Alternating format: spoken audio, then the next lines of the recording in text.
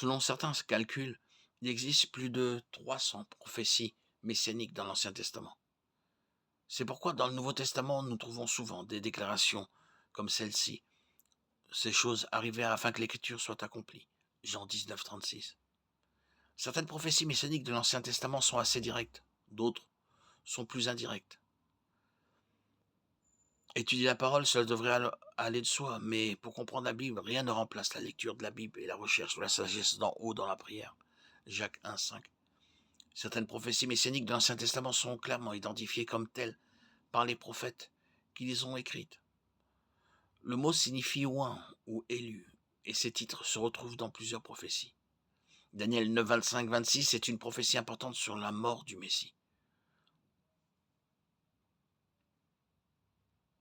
Sache donc et comprends, depuis le moment où la parole a annoncé que Jérusalem sera rebâtie et restaurée, jusqu'à l'avènement du chef, celui qui a reçu l'onction, il y aura 7 semaines, puis pendant 62 semaines, Jérusalem sera reconstruite avec des places et des fossés, mais ce sera un temps de trouble.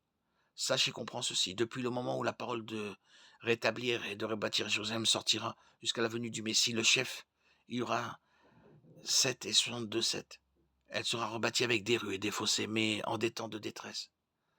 Sachez donc que depuis le jour où Jérusalem sera rebâtie et restaurée, le psaume 2.2 fait également référence à loin du Seigneur. L'expression loin est toujours importante dans l'interprétation des Écritures.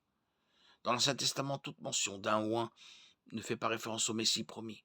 Le roi Cyrus de Perse est appelé loin de Dieu. Dans Ésaïe 45.1, tout comme le roi Saül, dans 1 Samuel 24.10. Ces deux rois ont été choisis par Dieu pour une tâche spéciale, ce qui est le sens sous-jacent du terme loin. Les références de David à loin de Dieu dans le psaume 132 sont un exemple de la façon dont le titre peut avoir une double signification. David prie, à cause de ton serviteur David, ne rejette pas ton loin. Psaume 132, 10. Ici, David fait référence à lui-même à deux reprises, se qualifiant lui-même de serviteur de Dieu et d'oint de Dieu. David avait été littéralement oint par le prophète Samuel pour être roi. Mais le mot que David utilise est le mot hébreu pour Messie. Et le psaume 132, 10 peut facilement s'appliquer à Jésus-Christ dans le Nouveau Testament. Ce qui rend ce passage encore plus fascinant, c'est qu'immédiatement après la mention de David comme loin, le psaume 132 commence à parler du Messie. L'un des descendants de David régnera sur le trône. Psaume 132, 11. Et la dynastie de David sera sans fin. Puis un revirement, le Seigneur lui-même régnera depuis Sion pour toujours.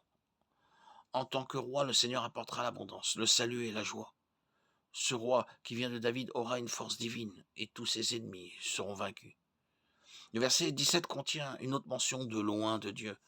Ajoutez à cela le fait que le Messie était communément appelé le fils de David.